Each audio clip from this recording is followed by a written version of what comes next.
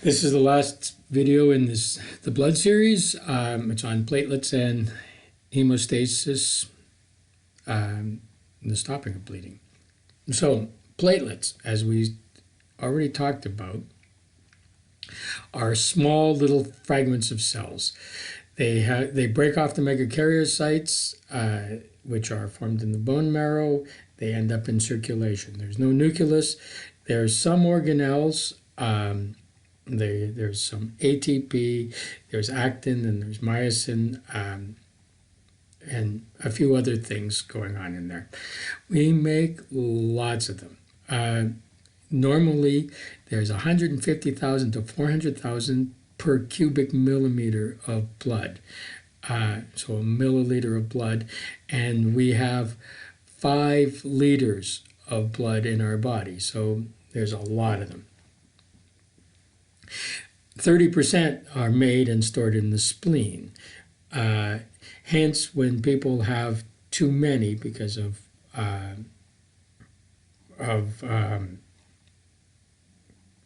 diseases, or they're not making enough because of a type of leukemia, what they do is they remove the spleen, and when there's no place to store them, they just end up in circulation, and it artificially boosts the amount that's in circulation in blood. They don't last for very long because there's no nucleus and no way to repair. They last 8 to 10 days. Then they get broken down, and all their parts are recycled. The phospholipids get reused. The proteins get broken down into amino acids. They get reused. Everything in them gets reused and recycled. Not necessarily in other platelets, but in other cells. They just become nutrients at that point. So hemostasis involves platelets a little bit, but they also involve a couple of other things. And this is the stopping of bleeding. There's 3 phases of bleeding. Now, in class, I often tell a story about that illustrates these concepts. A few years ago, in my laundry room, one of the hoses that comes from the wall to the back of the washing machine sprung a leak.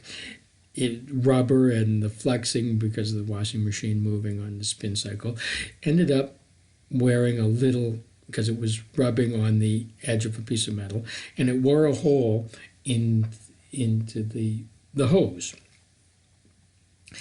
So water was squirting out, and it was hitting the ceiling, and it ended up causing a flood in my basement because the water ran for a while.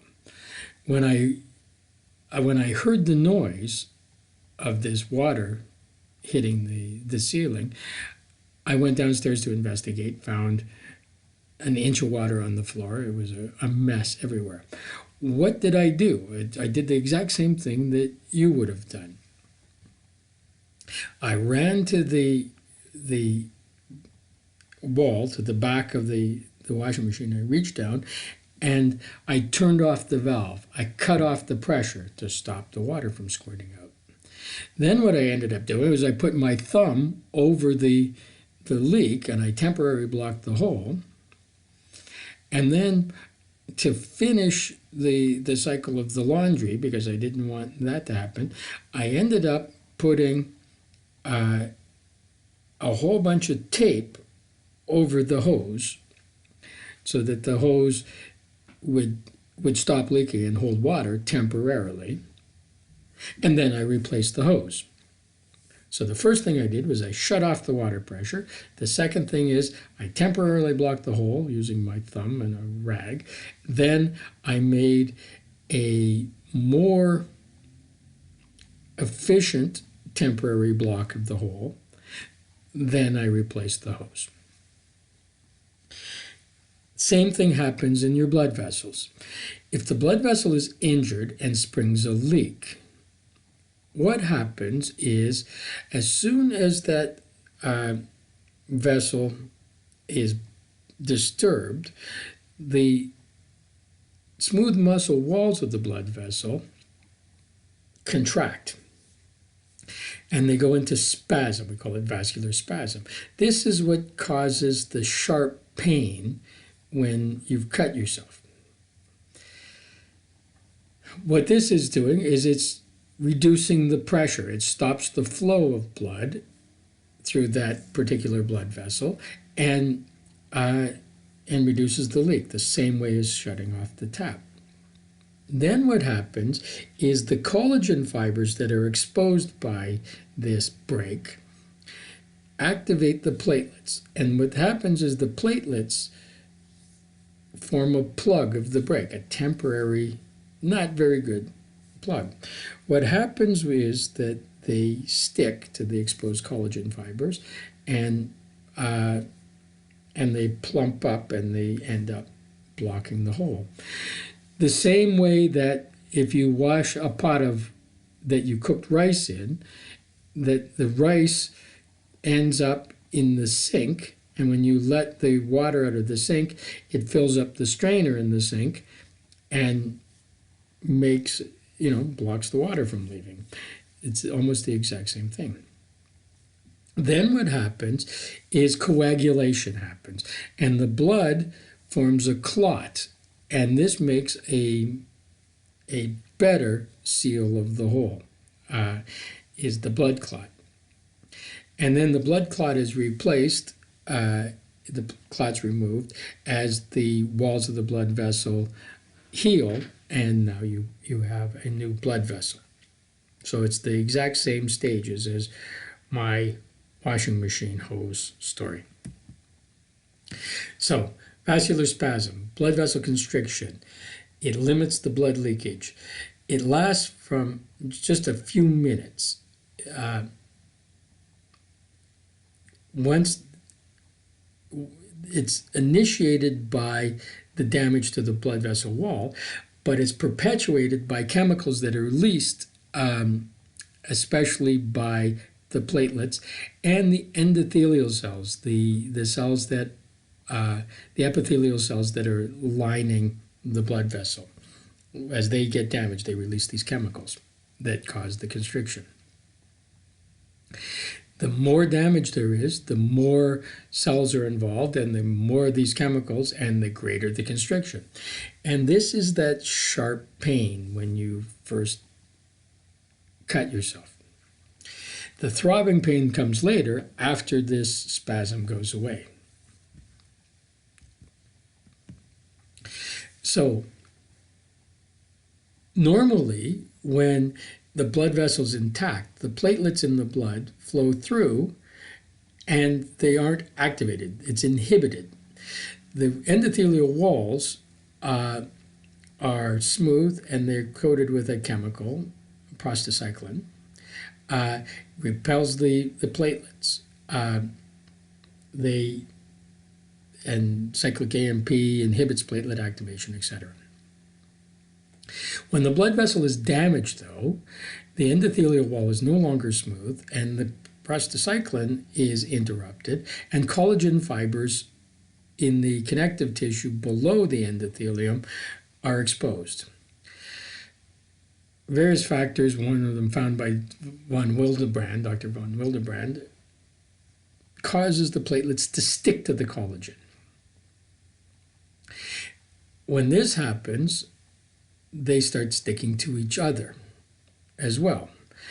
And they release chemicals that cause further spasm and further activation of other platelets. So the platelets aggregate and they just form a clump, a plug that blocks off the hole.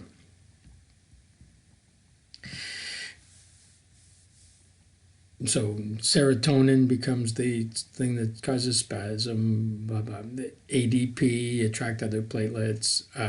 There's procoagulants, etc. If you don't have enough platelets, then you won't get as much spasm. You won't get the hole plugged. As soon as the platelet plug actually blocks the hole, what happens is that the undamaged parts of the endothelium are releasing their chemicals as normal, and it inhibits further platelet plug formation. So it limits. It happens within a minute. This is, you cut yourself, you bleed for a couple of seconds, you kind of, suck on it to clean the wound out, and then you watch, and the blood stops flowing, usually in under a minute. And it's the healthy cells around the damage that limit the size of the platelet plug. So then the next thing that happens is that the fibrinogen starts turning into fibrin. And the fibrin, as you can tell by this photograph, looks like silly string. It tangles up, and it covers the hole. It sticks to the collagen on the exposed, damaged sides of the wound. It traps white blood cells, red blood cells, other platelets, and causes further clotting. So when the fibrinogen becomes fibrin and casts this net, and then this net collects all the other things, and it effectively blocks the hole. You need clotting factors, vitamin K, and that kind of thing. We'll talk about this in a second. The clotting factors are inactive enzymes that become activated in a chain of events. Unfortunately, they're named for the order of their discovery. So clotting factor 1 was fibrinogen, factor 2 prothrombin, and we go through, we get, so it doesn't, the cascade happens out of numerical order. Vitamin K is a coenzyme that's involved with some of these clotting factors, so you need that to clot properly.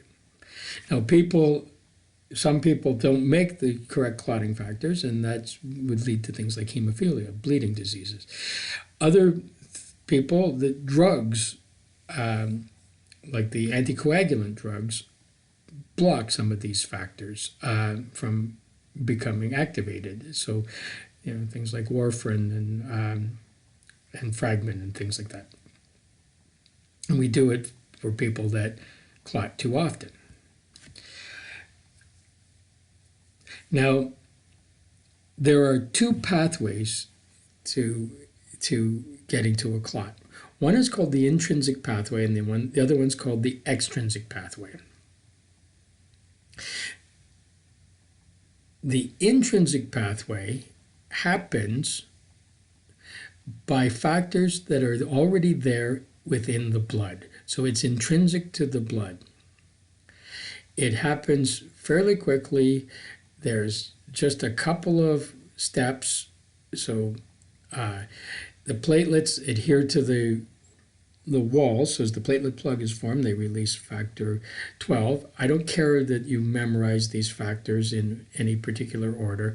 Just realize that it happens fairly quickly in a couple of steps. But factor 12 converts an inactive factor 11 to the active factor 11, and factor 11 changes inactive 9 to active 9. Factor 9 binds with calcium, and the platelet factor 3 to form a complex, and then blah, blah, blah. It leads to a certain place. Now, the extrinsic pathway happens because of factors that aren't found in the blood, right? So it happens in the body. The other one takes a couple of minutes. It can happen outside of the body because the factors are found in the blood. So if you get punched in the nose and there's drops of blood land on the floor, the blood on the floor will eventually clot. It'll take 3 or 4 minutes to do it, but it does it because of the intrinsic pathway. The extrinsic pathway the factors are found in the damaged cells of the vessel. There's only 2 steps involved, and it takes only about 15 seconds to happen. So factor 3 is released from the damaged tissues and combines with factor 7 and calcium, forms the complex, and then that converts inactive factor 10 to active factor 10 and ends up in the same place. You'll see that factor 10 to active factor 10 and step 5, factor 10 to active factor 10 are the same. So this is now the common pathway from here on in. So factor 10 ends up causing, it forms prothrombin activator. And this is where we're going to start to get into testable material. So prothrombin activator is an enzyme, and it activates prothrombin, as the name would suggest. Now, prothrombin is a protein that is floating in the blood in an inactive form. Prothrombin will make thrombin. Remember what I said about gen meaning inactive? Pro as the prefix also means inactive. So pro means it will lead to. Prothrombin will turn into thrombin. What makes that happen is prothrombin activator. And factor 10 forms the prothrombin activator. So factor 10 with factor 2, 5, and calcium forms the activator. This is what's important. All the 2 pathways, intrinsic and extrinsic, leads to prothrombin activator. One quickly, one slowly. Prothrombin activator causes prothrombin to become thrombin. Now the active thrombin is an enzyme that causes fibrinogen to become fibrin. And when the fibrin happens, it leads to the clot formation. The fibrin mesh fills in. So prothrombin activator, prothrombin to thrombin. Thrombin causes fibrinogen to become fibrin, and then the fibrin causes the clot.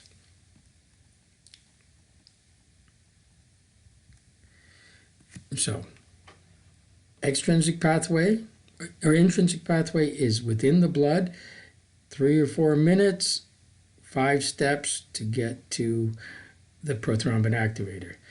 Extrinsic pathway, 2 steps, matter of seconds to get the prothrombin activator. Prothrombin activator causes prothrombin to become thrombin. Thrombin causes fibrinogen to become fibrin. Fibrin makes the clot happen.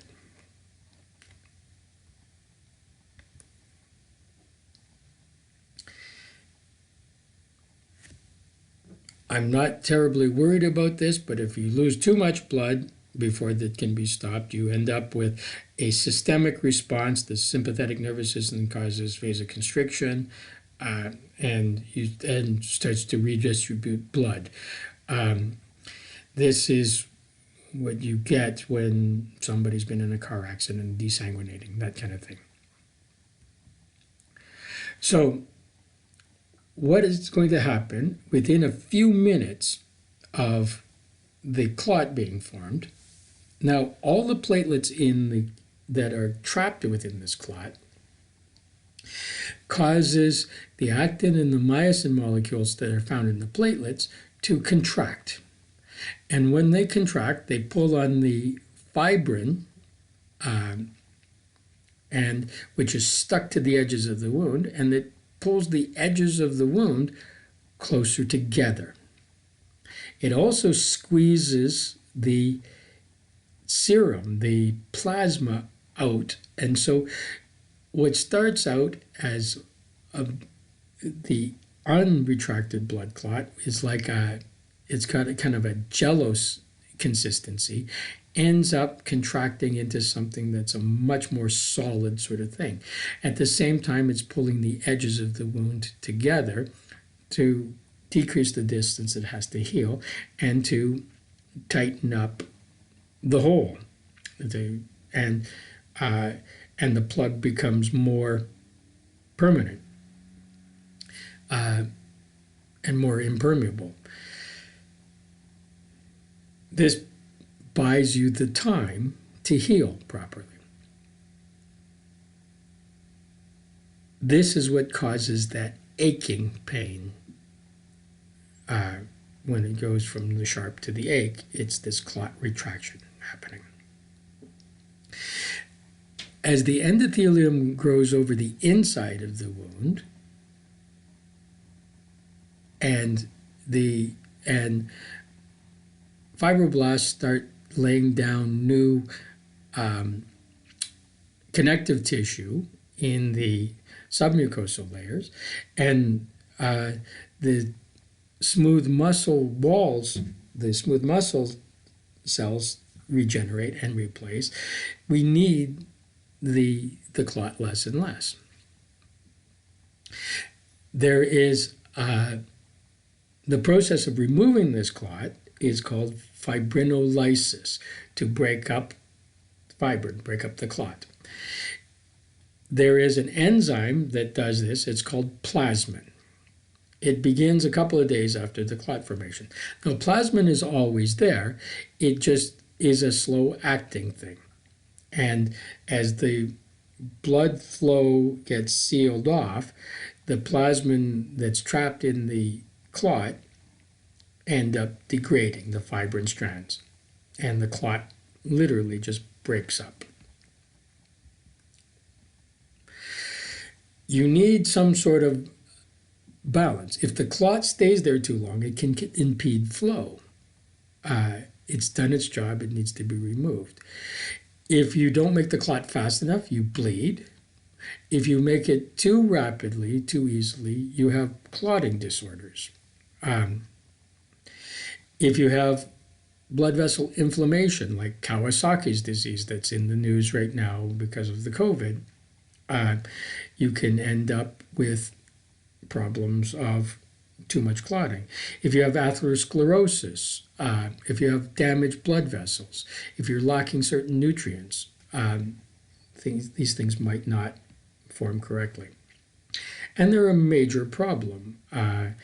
People that clot too readily are prone to pulmonary embolisms, to strokes, that kind of thing, throwing clots.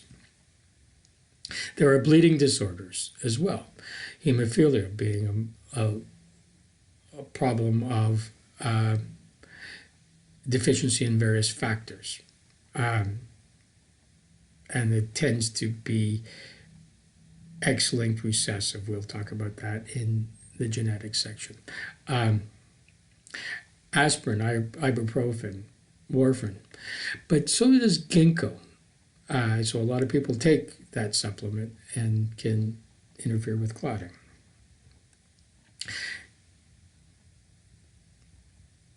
Okay. I'm not going to worry anything about the development and aging of blood, but obviously it changes over time. That the younger you are, the better you are at it. So that concludes the Unit 1A on blood.